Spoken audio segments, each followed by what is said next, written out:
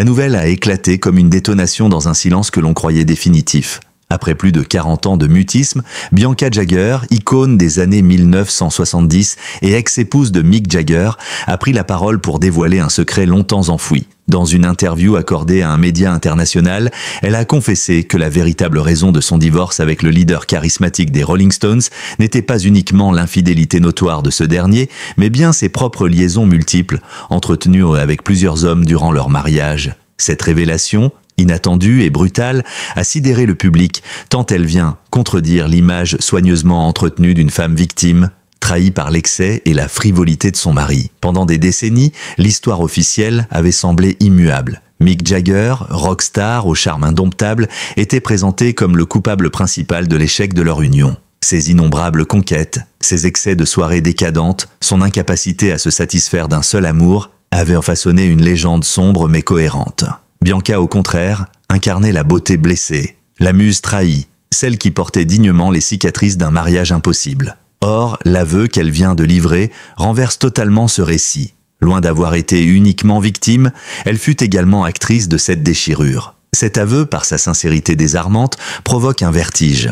Car ce n'est pas seulement une confidence intime. C'est une relecture historique d'un des couples les plus emblématiques du XXe siècle. Dans la mémoire collective, leur mariage, célébré en 1971 à Saint-Tropez, reste une image gravée. Bianca, sublime, vêtue d'un tailleur blanc, Yves Saint Laurent, et Mick, androgyne et magnétique, incarnant à eux deux l'insouciance flamboyante des 70s. Ils formèrent le couple parfait pour les magazines. Glamour, jeune, incandescent. Mais derrière cette façade, les fissures étaient déjà présentes. Bianca, issue d'un milieu modeste au Nicaragua, avait rapidement trouvé sa place dans les cercles les plus sélects de l'élite new-yorkaise et européenne. Elle était devenue une figure mondaine, amie de l'avant-garde artistique, muse des photographes et habituée des soirées les plus prisées du studio 54e.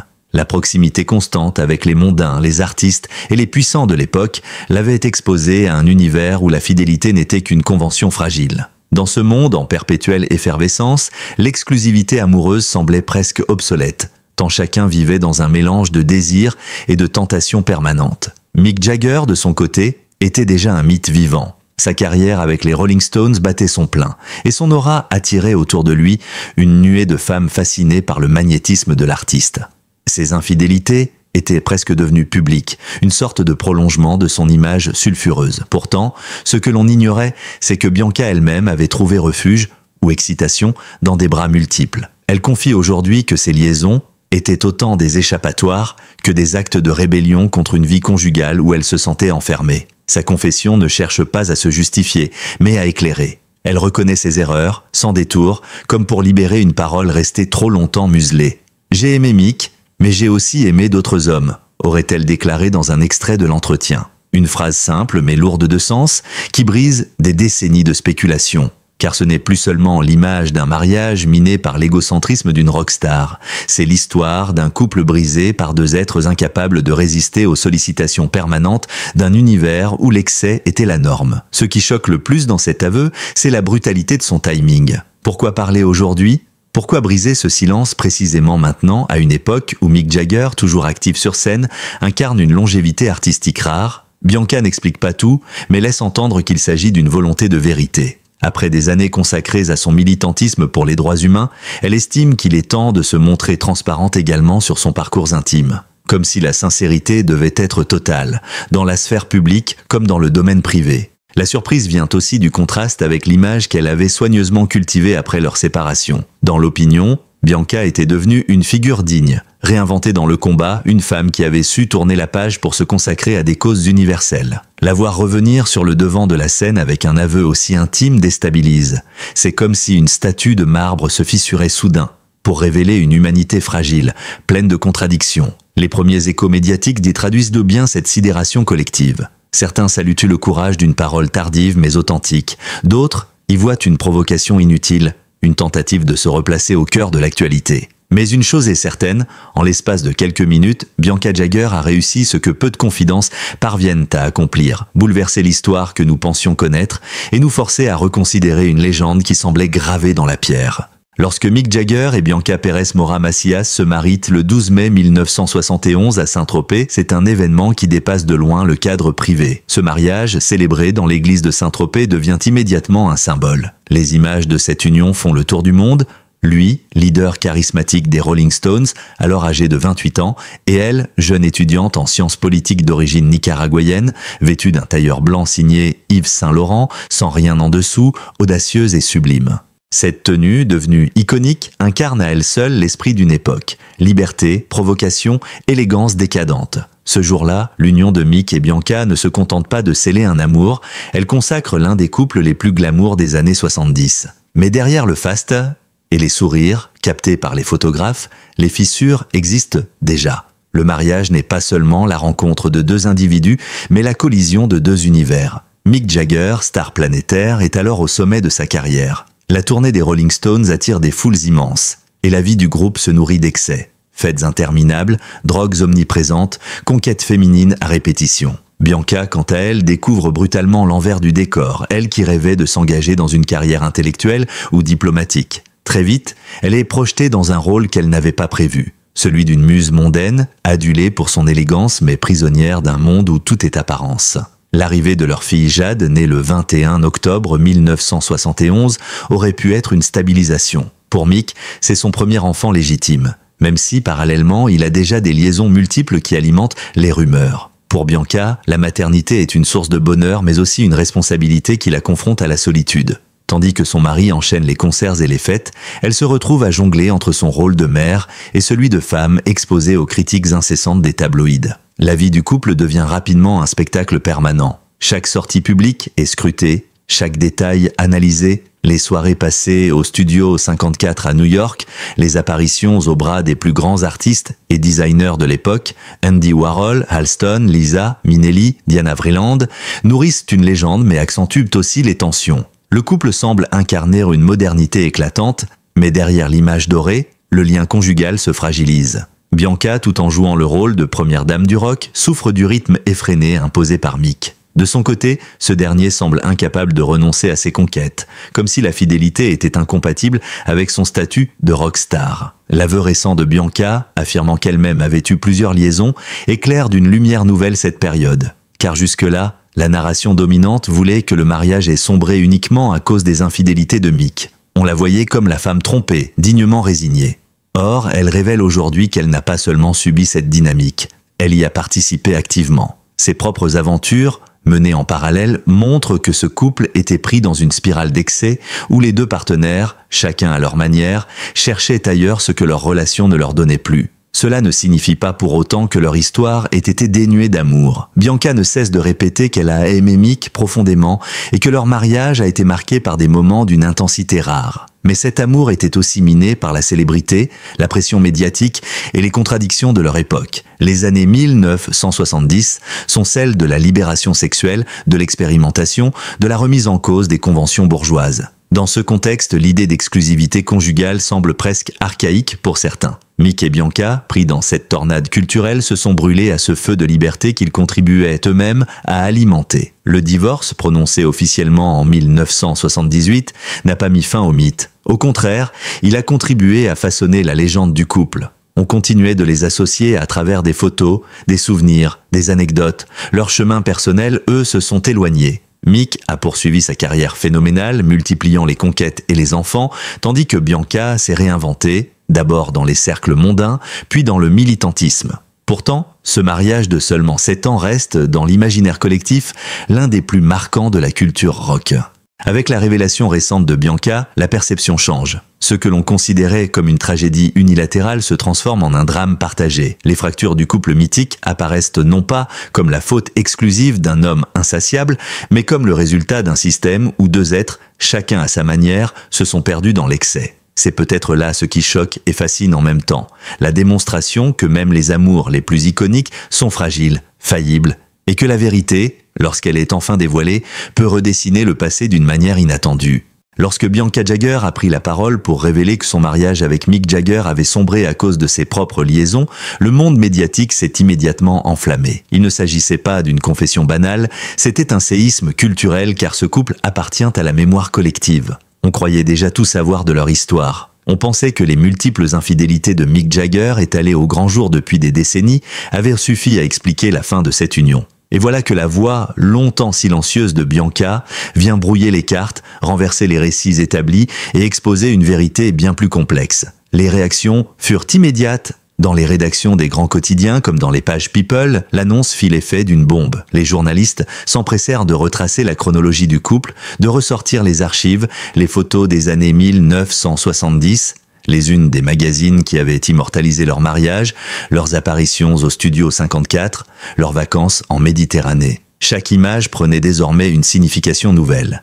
Derrière les sourires complices et les postures glamour, pouvait-on deviner les tensions, les trahisons croisées, les secrets jalousement gardés? Sur les réseaux sociaux, la nouvelle déclencha une avalanche de réactions. Les générations plus jeunes, qui connaissent Mick Jagger comme une légende vivante mais ignorent souvent le rôle de Bianca dans son histoire, découvrirent avec stupéfaction ce pan méconnu du passé. Beaucoup furent choqués, non pas tant par l'aveu d'infidélité en soi, à une époque où les révélations intimes des célébrités sont monnaie courante, mais par le contraste avec l'image que Bianca avait incarnée pendant des décennies. Celle de la femme digne, trahie mais restée silencieuse, qui avait choisi de se consacrer à des causes humanitaires plutôt que de régler ses comptes en public. Les fans des Rolling Stones, eux, furent divisés. Certains accusèrent de Bianca de chercher à attirer l'attention sur elle, alors que Mick continue d'écrire l'histoire du rock sur scène malgré son âge avancé. D'autres, au contraire, saluèrent son courage. « Il est rare, disait-il, qu'une personnalité publique ose reconnaître ses propres faiblesses, surtout quand l'histoire officielle la présentait jusque-là comme une victime. L'authenticité de sa parole, même tardive, impressionna par sa franchise. Dans le monde des célébrités, plusieurs voix s'élevèrent pour commenter la confession. Des proches de Bianca la décrivirent comme libératrice. Après une vie passée à défendre la justice et la vérité dans des causes politiques et sociales, il était logique qu'elle finisse par revendiquer cette même vérité dans sa sphère intime. D'autres amis, plus critiques, s'interrogèrent sur l'opportunité de ressusciter un passé vieux de 50 ans. À quoi bon remuer tout cela, se demandait-on. La question de l'intention derrière cette confession ne cessa d'alimenter les débats. Mais au-delà du scandale, cette révélation souleva une interrogation plus profonde.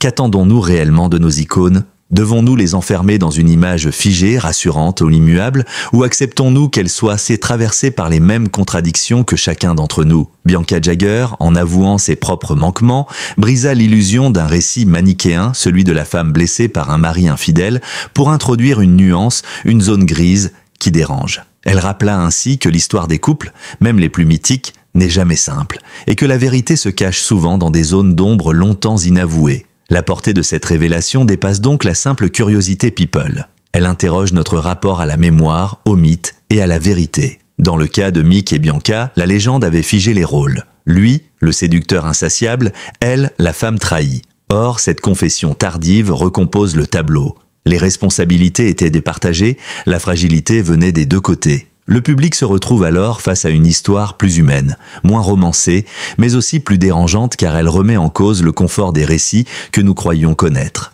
Pour Mick Jagger, cette révélation est un coup indirect. Officiellement, il n'a pas réagi, fidèle à son habitude de ne jamais commenter les polémiques qui entourent de sa vie privée. Mais dans les coulisses, certains proches confient qu'il a été surpris, voire irrité, par ce retour inattendu sur un passé qu'il croyait enterré. À près de 80 ans, lui qui continue d'attirer des foules immenses lors de ses concerts, voit ressurgir un épisode intime de sa jeunesse qui fait à nouveau la une des journaux. Une preuve que, même quand on croit avoir tourné la page, la mémoire collective ne vous lâche jamais vraiment. Au final, ce que l'on retient surtout, c'est l'effet miroir produit par la parole de Bianca. En se livrant, elle ne raconte pas seulement son histoire personnelle, elle nous oblige à repenser la manière dont nous consommons les récits des célébrités.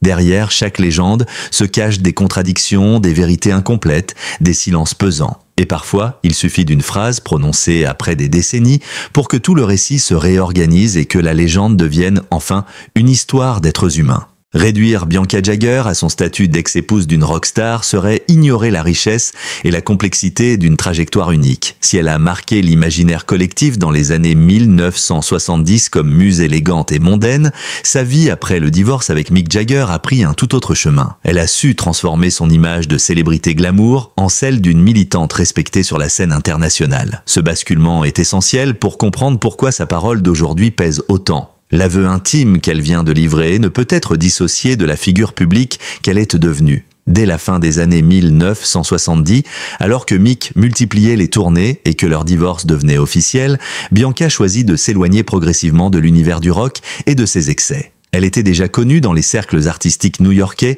comme une habituée du Studio 54, aux côtés de Liza Minnelli, Andy Warhol ou Halston. Mais derrière les paillettes des nuits électriques, Bianca ressentait un vide, un besoin d'engagement plus profond. Issue d'un pays marqué par l'instabilité politique, le Nicaragua, elle ne pouvait rester indifférente aux drames du monde. Très vite, elle s'investit dans des causes humanitaires. Elle s'engage contre les dictatures latino-américaines, milite pour les droits des peuples autochtones, défend les réfugiés victimes de conflits. Sa notoriété lui ouvre les portes des institutions internationales, elle prend la parole aux Nations Unies, se rend sur des terrains de crise, utilise son image pour attirer l'attention des médias sur des causes que le grand public ignorait souvent. Ce passage du statut de muse mondaine à celui d'activiste lui confère une crédibilité inattendue. Peu à peu, elle devient une voix respectée dans le domaine des droits humains. Son combat est multiforme. Dans les années 1980, elle dénonce les exactions des régimes autoritaires en Amérique centrale. Dans les années 1990, elle s'engage pour la protection de l'environnement et les droits des femmes. Plus récemment, elle a défendu des causes liées à la justice climatique et à la dignité des migrants. Bianca Jagger n'est plus seulement une ancienne compagne de stars. Elle est reconnue comme présidente de la Bianca Jagger Human Rights Foundation, organisation qui œuvre à sensibiliser l'opinion et à influencer les politiques internationales. Ce parcours militant éclaire son aveu d'aujourd'hui. En revendiquant la vérité sur son passé conjugal, elle adopte la même logique que dans ses combats publics. Dire ce qui est tu, affronter ce qui dérange, rompre avec le silence complice. Sa démarche n'est pas anodine. Elle fait écho à une cohérence intérieure. Pendant des décennies, Bianca s'est imposée comme une figure de rectitude morale sur la scène mondiale. Reconnaître ses propres failles personnelles, c'est appliquer à elle-même cette exigence de vérité. Son témoignage, d'ailleurs, n'est pas livré sur le ton du scandale. Elle ne cherche pas à choquer pour choquer, ni à raviver une querelle passée avec Mick Jagger. Elle le présente comme une confession tardive, un besoin de rétablir une part de réalité dans une histoire longtemps figée. « J'ai été idéalisée comme la victime d'un mariage impossible », aurait-elle confié. Mais je ne veux plus de cette image simpliste. Je veux être reconnue pour ce que j'ai été vraiment. Une femme imparfaite, contradictoire, mais sincère. Dans un monde où les célébrités jouent souvent un rôle calibré, la sincérité brute de Bianca détonne. Elle rappelle qu'une icône peut évoluer, se réinventer, mais aussi revenir sur ses pas pour dire une vérité inconfortable. Cette tension entre son image de militante irréprochable et son aveu intime nourrit l'intérêt médiatique. Car si elle n'était restée qu'une ex de Mick Jagger, peut-être que sa confession serait passée inaperçue. Mais venant d'une femme qui a passé 40 ans à défendre la justice et la vérité, l'impact est tout autre. Cette évolution de muse à militante illustre aussi un désir de contrôle sur son propre récit. Pendant des années, c'est la presse qui avait façonné son image, l'enfermant dans le rôle de l'épouse trahie. En devenant actrice de son destin militant, puis en choisissant aujourd'hui de parler de ses propres infidélités, Bianca reprend la main. Elle démontre que l'on peut réécrire son histoire, même des décennies plus tard, et offrir un autre regard sur un mythe. En définitive, Bianca Jagger ne se contente pas d'être une figure mondaine d'un passé révolu. Elle incarne le parcours d'une femme qui a su transformer la douleur en engagement, l'ombre en lumière, et aujourd'hui, le silence en parole. Ce 4e chapitre de sa vie, celui de la vérité intime, résonne comme l'ultime prolongement d'un combat qui a toujours eu pour fil conducteur la liberté. Liberté de choisir, liberté de dire, liberté de vivre pleinement, même au prix du jugement des autres. La confession tardive de Bianca Jagger n'est pas une simple anecdote croustillante destinée à alimenter la chronique mondaine. Elle agit comme une onde de choc qui reconfigure la mémoire collective autour d'un couple que l'on croyait connaître. En reconnaissant ses propres infidélités, l'ancienne épouse du chanteur des Rolling Stones brise une narration trop simpliste et nous oblige à repenser ce que nous pensions acquis. Désormais, l'histoire du mariage Jagger n'est plus celle d'une victime et de son bourreau, mais celle d'un duo pris dans la tourmente d'une époque, incapable de s'accorder fidélité et stabilité. Ce choc est d'abord symbolique. Depuis 50 ans, Mick Jagger traîne derrière lui l'image du séducteur compulsif, éternel coupable d'avoir brisé une union par ses excès. Bianca, quant à elle, avait été sanctifiée dans le rôle de la femme trahie, qui choisit le silence et la dignité. En révélant qu'elle aussi entretenait des liaisons multiples, elle brise cette symétrie bancale et rend leur histoire plus humaine. Car si le mythe s'effondre, c'est pour laisser place à une vérité plus universelle. Aucun couple, aussi mythique soit-il, n'échappe aux contradictions, aux désirs inassouvis, aux compromis impossibles. Pour beaucoup, cette confession agit comme une réécriture de l'histoire. Le mariage Jagger n'était pas seulement miné par l'égoïsme de l'un, mais par la fragilité des deux. Cette réciprocité dans l'échec confère une dimension nouvelle à leur divorce. Ce n'est plus l'histoire d'une femme trompée, mais celle d'un couple qui s'est trompé mutuellement. Prisonnier d'une époque où la liberté sexuelle et les excès mondains rendaient si presque inévitable la désagrégation des unions traditionnelles. L'impact de cette révélation est aussi générationnel. Pour ceux qui avaient vécu les années 1970, elle résonne comme une mise au point. Ce que l'on croyait glamour et légendaire cache en réalité des blessures et des déséquilibres. Pour les jeunes générations, qui découvrent aujourd'hui ces icônes à travers les archives et les documentaires, elle agit comme une leçon. Derrière les photos parfaites et les récits médiatiques se trouvent toujours des zones d'ombre, des vérités enfouies. L'histoire des célébrités n'est jamais un conte figé, mais un récit mouvant qui peut être réinterprété au fil du temps. Pour Mick Jagger, l'onde de choc est réelle, même s'il n'a pas commenté publiquement les propos de son ex-épouse. À 82 ans, il continue d'arpenter les scènes du monde entier, encore auréolé de son aura de légende vivante. Mais cette confession vient rappeler qu'aussi grand soit son héritage artistique, son histoire personnelle restera toujours scrutée, revisitée, parfois même réécrite par ceux qui l'ont partagée. Bianca a ainsi rouvert un chapitre que beaucoup pensaient clos, contraignant l'opinion à reconsidérer son passé conjugal. Au-delà de Mick et Bianca, cet aveu interroge notre rapport au mythe. Pourquoi avons-nous besoin de figer les célébrités dans des rôles immuables? Pourquoi préférons-nous les récits manichéens aux vérités complexes? En choisissant de dire sa part de responsabilité, Bianca offre une leçon inattendue. Accepter de reconnaître ses propres failles est peut-être la forme la plus radicale de sincérité. Dans un monde où les confidences publiques sont souvent calculées, stratégiques ou promotionnelles, sa parole tranche par sa désarmante humanité. Certains y verront une manœuvre tardive pour attirer l'attention, d'autres un geste libérateur. Mais il reste que ce choc redéfinit la mémoire d'un couple qui symbolisait une époque. Les images d'archives, désormais, seront regardées autrement. Les sourires aux photographes, les embrassades publiques, les soirées au Studio 54 ne seront plus interprétées comme la simple façade d'un mariage fissuré par Mick, mais comme la vitrine d'une union traversée de contradictions partagées. Pour Bianca elle-même, cet aveu a valeur de délivrance. Après avoir consacré 40 ans à des combats universels, droits humains, justice sociale, environnement, elle choisit de clore le chapitre le plus intime de sa vie par une vérité personnelle. C'est une manière de réconcilier toutes ses identités,